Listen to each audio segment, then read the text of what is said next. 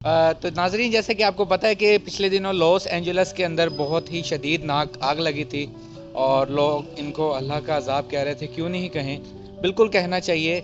और जैसा कि आपको बताते चले कि लॉस एंजलस में लास्ट 9 महीनों के दौरान इतनी बारिश नहीं आई जितनी कि 14 फरवरी के दिन एक दिन में आई है, जिसकी वजह से जितना भी लॉस एंजलस था उसमें सैलाब आ चुका है। जी हाँ, पहले आग, फिर पानी। और सुनने में भी तो ये आता है कि अल्लाह ताला जब भी अजाब बरसाता है किसी भी चीज़ पर, तो आग और पानी बीच में ज़रूर आते हैं। और जगह की मैं माज़रत चाहता हूँ, आज मैं सेट पर मौजूद नहीं हूँ किसी काम से।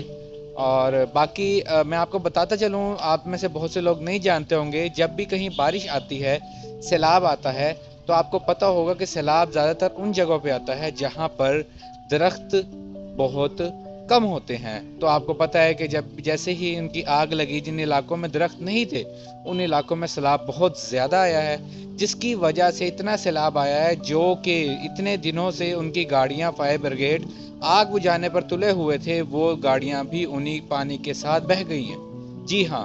और बाकी आप खुद बताएं, ये चीज़ क्या जाहिर कर रही है, क्या कहना चाह रही है, ये हकीकत क्या है इस चीज़ की। तो बाकी हमारे साथ जुड़े रहें न्यू इन्फॉर्मेशन के लिए। अल्लाह हाफिज़।